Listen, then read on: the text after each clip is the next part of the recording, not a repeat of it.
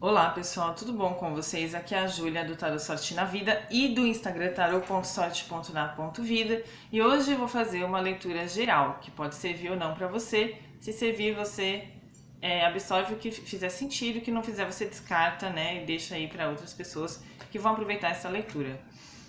Se vocês quiserem me conhecer melhor ou conhecer mais as minhas jogadas, eu trabalho na linha de tarô terapêutico. Isso significa que eu acredito que o tarô, né, como um oráculo, como um instrumento de autoconhecimento, e as leituras com o tarô podem ser terapêuticas, né? Ou seja, elas podem produzir aí uma reflexão e um autoconhecimento que tem um efeito de melhora de bem-estar, né, e de expansão de consciência, né, no sentido de entender mais quem a gente é, o que a gente quer, como que a gente está agindo na vida. E aí, se vocês quiserem, passem lá para perguntar, né, me mandem um recadinho lá na mensagem. Bom, hoje eu tirei um jogo aqui que ele começa com a carta da torre. Então, a carta da torre, ela fala sobre algum abalo nas suas estruturas. Se a gente pensar na torre toda formada por tijolinhos muito grudados, e num raio que atinge essa torre de forma tão forte que esses tijolos, né, vão se desagrupar, ou seja, que as nossas concepções que estavam tão fixas sobre alguma coisa vão ser atingidas por um evento da realidade que vai descolar essas ideias, né, e vai separar essas ideias, vai falar, olha, agora remonta com essa nova consciência. Então, a torre, falando de abalos, ela pode falar sobre muitas situações em que as suas estruturas, elas são ali chacoalhadas, né? E que estruturas são essas? Suas certezas, suas percepções, suas vocações. Então, a torre pode falar de um evento rápido e inevitável que você não conseguiu prever, mas esse evento, ele trabalha para a expansão da sua consciência, ou seja, ele trabalha para você enxergar a realidade de uma forma nova que você não estava enxergando quando os tijolinhos dos pensamentos estavam grudados daquela forma lá. Então foi preciso um raio da realidade, né, ou do divino aparecer para você entender que a coisa não era bem como você estava imaginando. E aí isso cabe em várias situações. Pode significar que o seu marido ou esposa, né, o seu par amoroso tenha pedido um divórcio, você descobriu uma traição, você mesma traiu, você pode ter sido demitido, obrigado a se mudar, de repente sua casa sofreu uma enchente, por exemplo, né, literalmente caiu do barranco, por exemplo, é uma situação de torre. Ou você está pensando a sua vida e o seu trabalho, está entendendo que tudo que você construiu ruiu, você pode ter falido no seu negócio, mas não são, gente, isso que é interessante a gente reforçar. A torre, ela não fala só sobre situações muito ruins e ponto final. Não. O mais importante desse arquétipo é esse espalhar das pedras que vão ser remontadas de novo, né? Ou seja, de repente você tinha uma orientação sexual e você percebe que você é de outra, ou você tinha toda a confiança numa egrégora espiritual e você percebe que tem algo te chamando para você mudar de igreja, né? Ou para você mudar de religião, ou para você mudar de perspectiva sobre a própria religião. Ou pode ter acontecido de você estar numa percepção com você mesmo, que você percebe que você seguiu uma carreira que não era bem aquilo, e aquilo aconteceu por pressão dos pais, né? Ou seja, é alguma situação que desmonta as tuas certezas, que te abala nas suas estruturas. Isso é ruim? Isso é desconfortável, porque quando a gente tem as nossas estruturas e certezas abaladas, a gente fica sem chão. Mas eu diria que é a melhor carta do tarô. Né? E é claro que assim, isso causa uma polêmica, né? Como assim a melhor carta, né? A torre sempre fala de destruição, de abalo de certezas e de algo rápido que acontece que pode ser muito, né? Abalar muito você. Sim, mas as situações que desmontam o que a gente pensava da realidade, né? E oferecem uma nova forma de ver, ou que obrigam a gente a fazer mudanças muito rápidas ou muito urgentes, elas são situações de muito crescimento espiritual, porque elas vão exigir paciência, resiliência, compreensão, perdão, auto-perdão, flexibilidade mental e etc, né? Então, para você se remontar, você vai precisar de muita energia, de muita fé, né? E de muita reflexão. Bom, diante desse episódio que pode ter aí chacoalhado tudo que você pensa da tua vida, ou de você mesmo, ou de alguém, né? De um amigo, de um namorado, de uma namorada, de um projeto, de um trabalho, de um grupo, etc. É necessário que você não se apegue ao comportamento julgador, né? Então aqui no inconsciente a gente tem um juiz. Toma cuidado com esse juiz. O que é o juiz? É a nossa tentação espiritual de querer se achar melhor que os outros, de achar, ai fulano, olha o que fulano fez, eu nunca faria. Nunca faria não, você já até fez e nem lembra o que fez, né?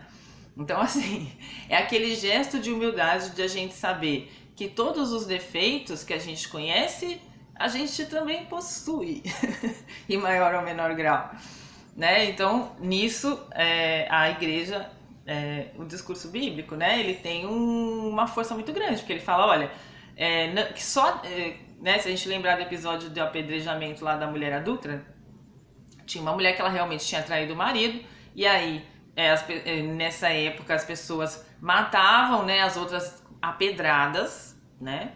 Veja bem. Não é muito diferente de hoje, em alguns casos.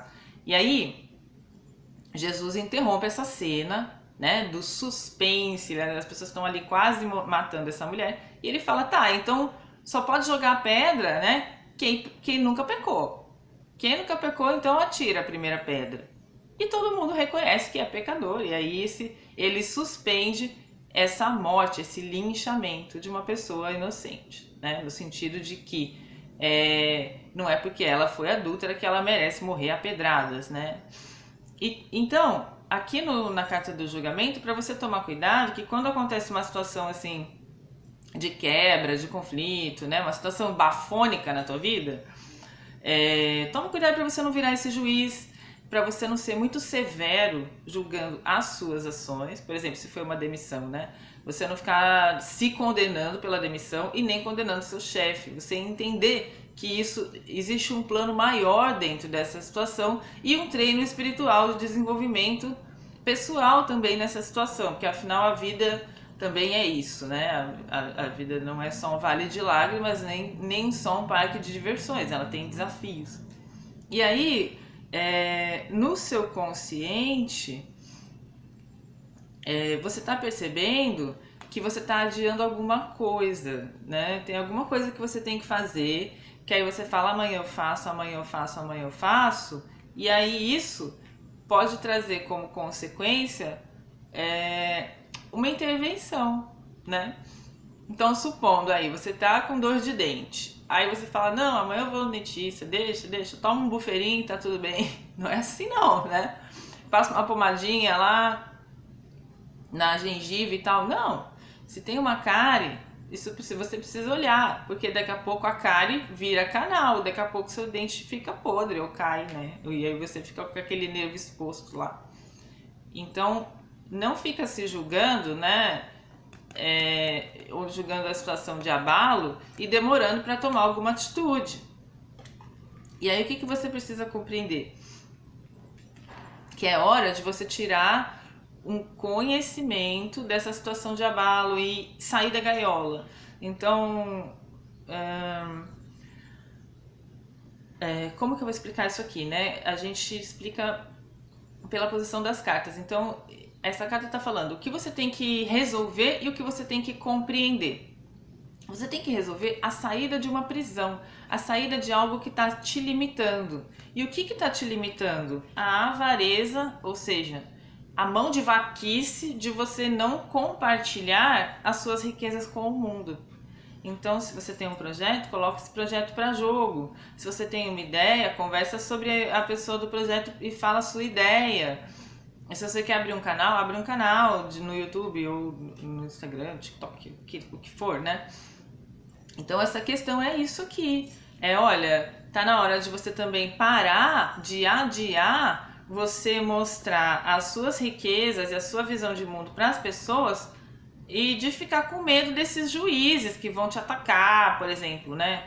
Eu demorei um bom tempo para me assumir publicamente como taróloga, porque eu ficava assim, né? Eu ficava, ai, mas vão me julgar, ai, mas vão falar que não é de Deus, que não sei o quê. Gente, autoconhecimento é super de Deus, na minha opinião, né? O que não é de Deus é a gente se viciar no recurso. Ou seja, você usar o tarô para qualquer decisão que você quer tomar. Isso não é de Deus, isso é um uso deturpado, né? Um uso de dependência.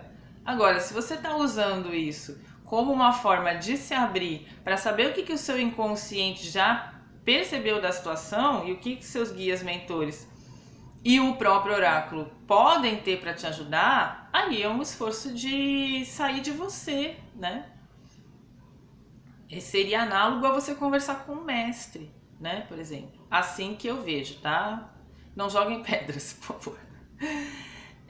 Ou joguem, né? Aí vai do nível de consciência de cada um e etc. Bom, então o que tá falando? Olha, tem uma situação que ela já tá te abalando as estruturas, né? Para de adiar o que você tem que fazer por medo do que os outros vão pensar e entende que você tem que sair dessa gaiola e compartilhar o que você sabe com o mundo. Como é que você vai fazer isso? Um pouquinho por dia, momento a momento, né? Até momento a momento mesmo, né? Se você tem aí histórias para contar, experiências para compartilhar, dons e talentos que você quer colocar mais para fora. Vai pouco a pouco, né? E aí, saindo desse silenciamento, né? Dessa gaiola que você criou aí, se trancando dentro de uma limitação que muitas vezes ela foi construída através desse elo de você pensar, isso não vão gostar. Cara, mas não é todo mundo que vai gostar de você, né? E tudo bem, é assim é a vida, né? Não é todo mundo que gosta da gente, não é todo mundo que pensa como a gente, mas não é por causa disso que a gente vai se calar, né? Faz parte, né, da vida a gente compreender que cada um pensa como quer, cada um age como acha melhor e tudo isso. Então é o momento de você buscar a sua cura para isso, né? Porque quanto menos você fala, mais isso vai, fermentando dentro de você, sabe? E aí, procurar a sua cura, que é a temperança, né? Então, assim, vai com paciência com você, mas faz também. Então, aqui é um equilíbrio, né? Sugerido, um equilíbrio entre o quê? Entre atitudes passivas e atitudes ativas. Ou seja, você saber a hora de falar e a hora de ouvir, a hora de agir e a hora de esperar, a hora de... Hoje é dia de resolver problema no banco, enfim, né, de resolver reuniões de trabalho, de tomar atitudes e de marcar os seus médicos, e, né, tomar atitudes aí pra vida, E tem dias e momentos que são momentos de você ficar sozinha, de você fazer aquelas coisinhas que você gosta de fazer só com você, ou ir na terapia, né, se cuidar, ou ir fazer uma limpeza de pele, fazer seu pé, fazer sua unha, fazer um banho de creme no cabelo, orar, meditar, montar seu altar, dedicar um tempo para Deus, para a tua relação pessoal com Ele e tudo isso, né? E aí outra coisa que vai te ajudar também a conseguir compartilhar mais o que você quer com o mundo é desapegar das suas decepções passadas, né? Porque nós temos, gente, muitos traumas em relação à nossa expressividade. E aí, novamente, eu indico esse maravilhoso livro, né? O Caminho do Artista, da Julia Cameron. Porque ele é um livro... Deixa eu ver qual é a editora Sextante. Porque ele é um livro que ele explica como acontece o bloqueio criativo e como ele se expressa. E é incrível, porque aí você vai percebendo na sua própria vida e no seu cotidiano como é que você se bloqueia, né? E por quê?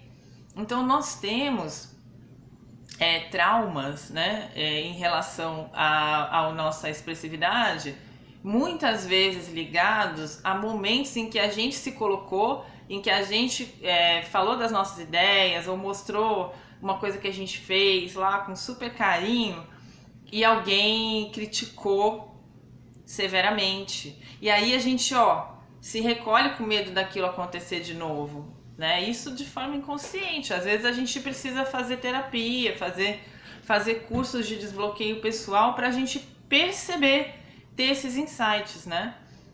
Eu tive um insight muito incrível sobre isso, fazendo cursos, né? Percebendo assim, nas questões de infância, né?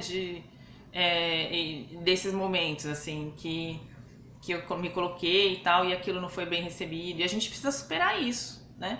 Por quê? O que está acontecendo? Na carta oculta tem a exaustão, ou seja, cansa você não ser quem você é, cansa você não compartilhar o que você sabe, o que você gostaria de ser, o que você fez, os seus dons, talentos e qualidades com o mundo, as suas experiências, né?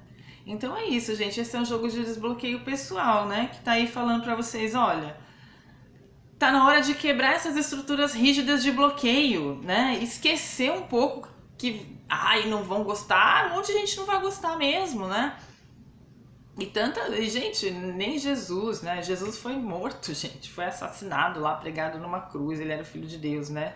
Então, assim, nem ele escapou da ferocidade da violência humana, né? A gente também não vai escapar, mas aí como é que a gente faz? A gente se blinda, a gente faz terapia, a gente ora, a gente se protege emocionalmente desses ataques, né? Vem uma pessoa e fala uma coisa horrível lá, você bloqueia, ou você perdoa e esquece, né? Ou você dialoga lá com a pessoa, não sei. Aí vai de você, né? Mas é isso, gente. É um jogo de desbloqueio pessoal para vocês compartilharem mais o que vocês são, o que vocês querem, o que vocês gostam com o mundo. E leiam, se vocês puderem, esse livro aqui, porque é muito importante o caminho do artista, né? É muito importante quando a gente percebe o que leva a gente a não ser quem a gente é, a não fazer o que a gente realmente quer, a não falar o que a gente acredita, a não fazer o que a gente ama, né? Então esse livro ele é um caminho, né, de desbloqueio, então ele traz vários exercícios muito legais que desbloqueiam a nossa criatividade. É isso, espero que vocês tenham gostado do vídeo de hoje, um beijo e até a próxima.